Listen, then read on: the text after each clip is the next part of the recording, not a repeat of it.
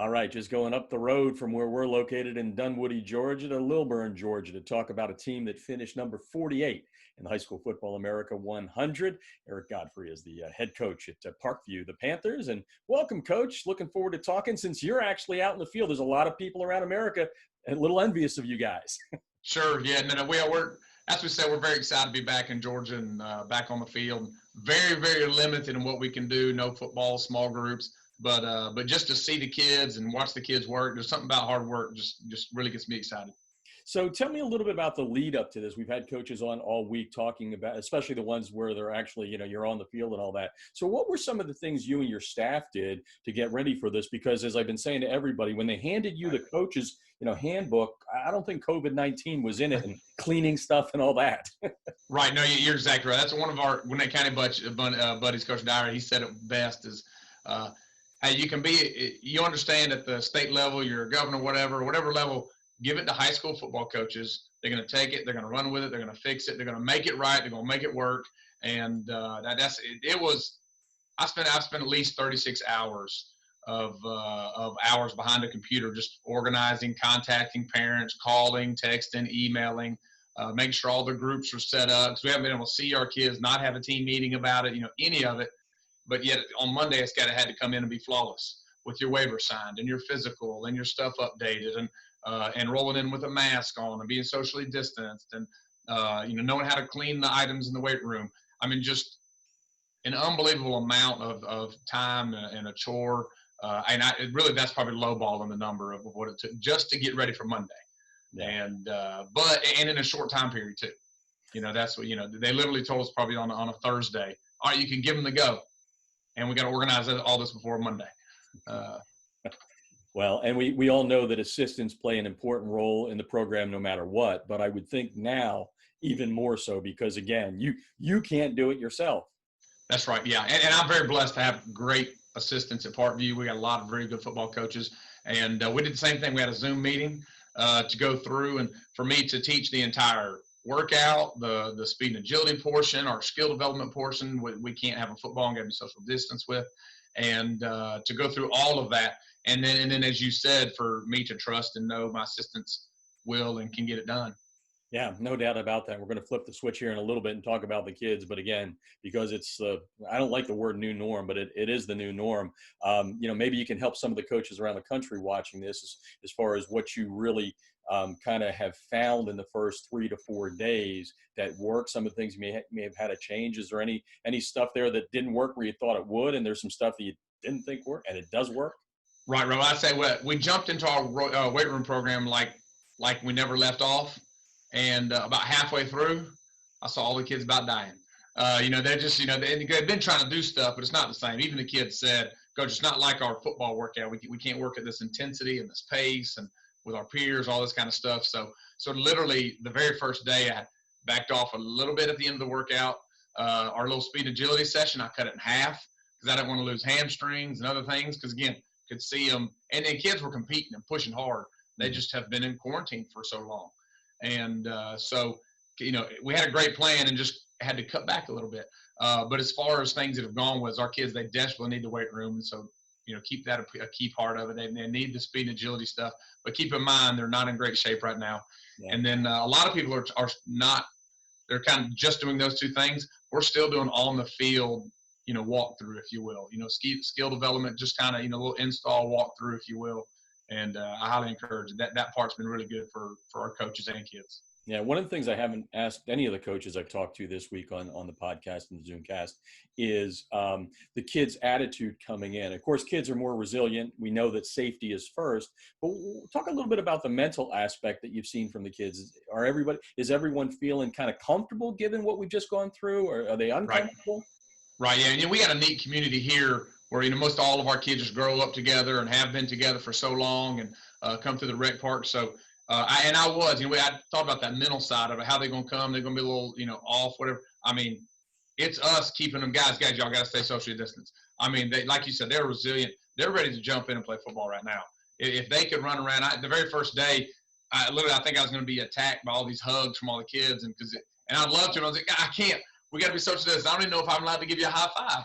And So really the kids, man, they're ready to get back. They're ready to play football. They're ready to train.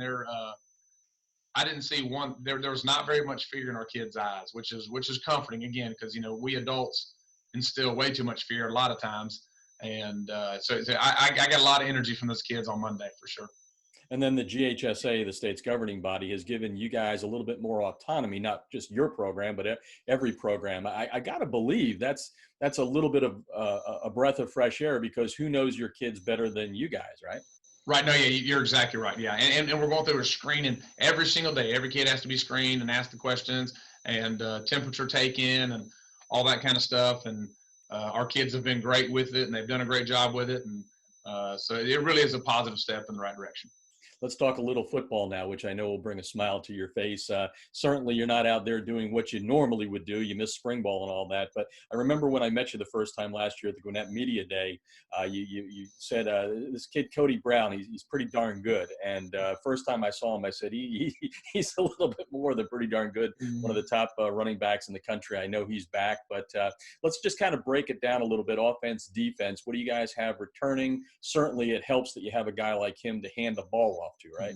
Yeah, no, absolutely. And honestly, we bring back most of our offense, which is very encouraging, because last 3, maybe 4 years in the state, we've been top 3 in the state in scoring, and we get most of our guys back. Like you said, Kody Brown, top running back in the country, who is a phenomenal kid, phenomenal running back. He can catch the ball out of the backfield. He's big, strong, tough to bring down. Just a huge piece to what we do offensively.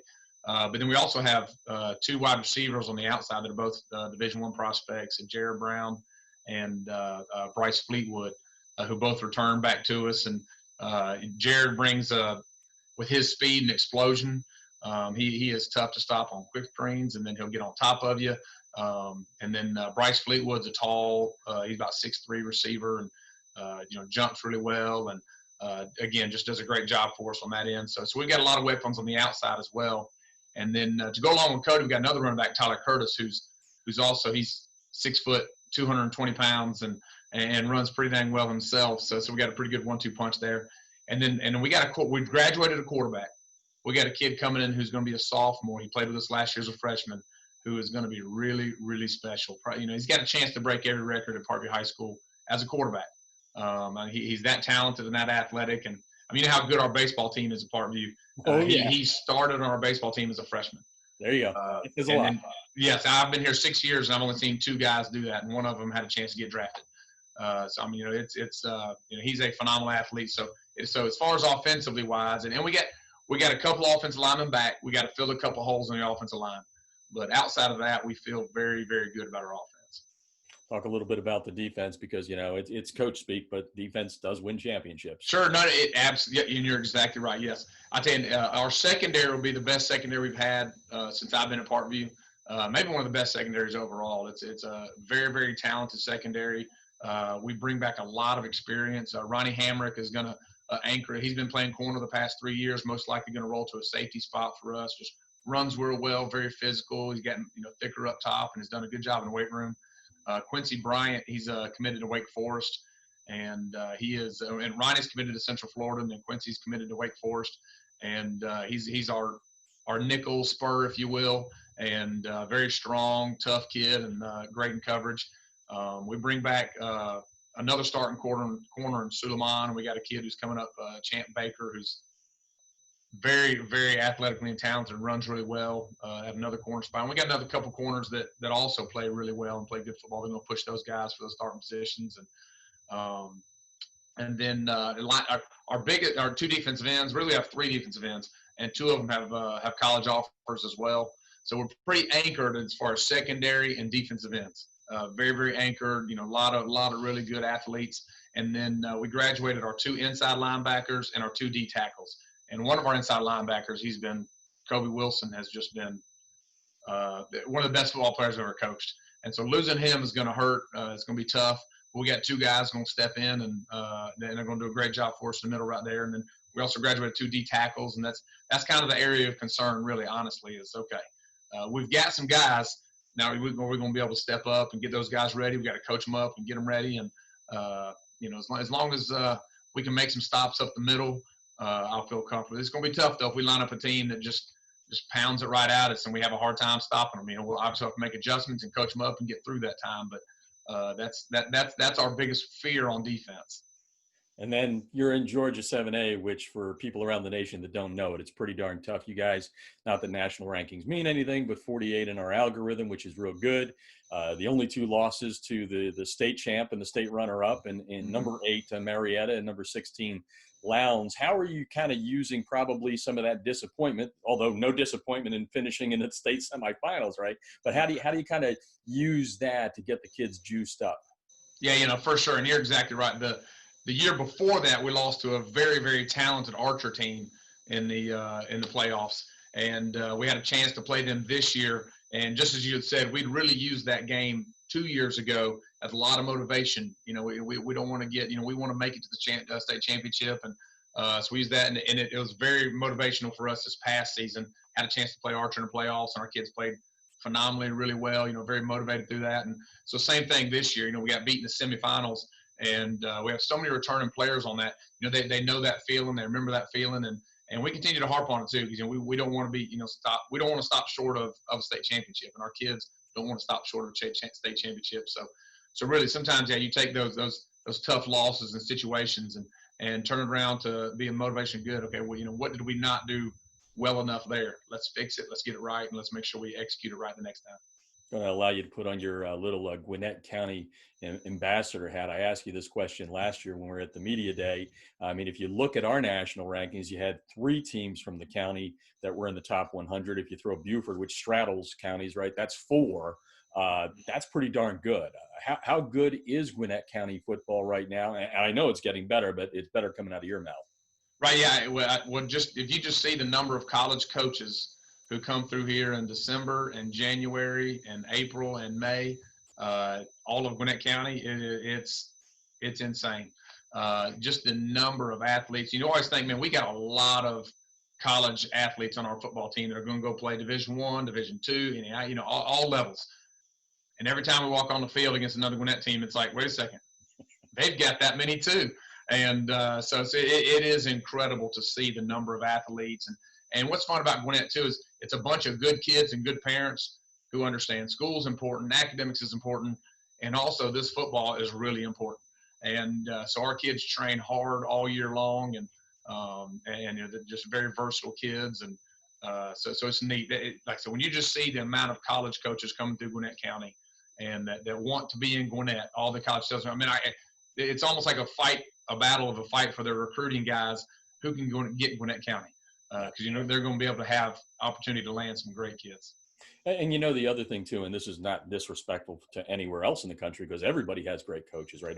Any coach that's out there, helping kids and doing what they do is great. But I'm pretty confident in saying that, since I was away for 15 years, last time I lived in Atlanta in Georgia, and I'm very, very impressed with the quality of coaches in the profession. I mean, can you talk a little bit about that and how you feel about that as a part of the profession here?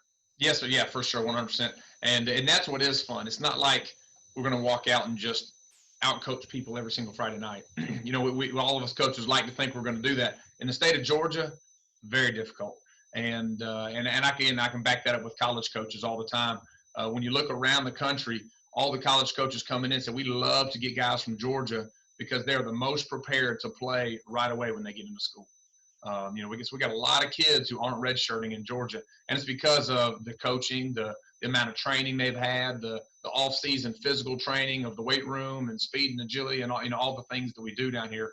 On top of our kids, they all understand what certain coverages are. They understand formational terms. They understand how to read a box, and and all that comes from great coaches. Yeah. And so we know we always have to be on our A game and always be cutting edge. And you look at any coaching clinic that happens around in Georgia, and they are full, and it's a bunch of coaches always wanting to learn. And as good as because my staff is great, but we're going to go to 2 or 3, 4 coaching clinics. We're going to go visit college coaches. We're going to continue to push ourselves to be cutting edge and to be learning and to try to stay ahead of the guys in Gwinnett, to try to stay ahead of some guys in Georgia. But like I said, it's a very big drive in Georgia to be the best football coach you can be as well. So Our algorithm, our top 100 preseason comes out the end of this month on the 29th. There's a good chance the Panthers could be in there. So let's flip back to Parkview. And as we wrap things up, what are those boxes that you want to check? Obviously, you got to get the kids ready back in the weight room and all the conditioning stuff. But aside from that, what are some of the things that you guys have been talking about on the staff that you got to do to see if you can get back and then improve on what you guys did last year? Right. Yes. And that's it. We're taking a great step right now in what we're doing with June right now. And I think everything's run really good and clear. And so we are hoping in July, they kind of release us of get back to their group, however big size numbers you want to get and have a football and, continue to be smart, screen kids in, that kind of stuff on that end. We see no reason here in the South why we can't start football. There's no reason at all. The communities are ready. The kids are ready. Everybody's ready. The COVID numbers are so far down. We've got hospital systems telling us there's no reason we can't go back to normal. And so we're super pumped on that. And then back on the football side, really, we've got, we got to find a couple offensive linemen that we have. We just got to make sure we're trained up, ready to go. And offensively, we really feel like we could be as good as anybody in the country. It's going to be fun to watch our guys operate, and just the amount of athleticism and athletic guys that we have that can do things that are pretty special with the ball in their hand on that end.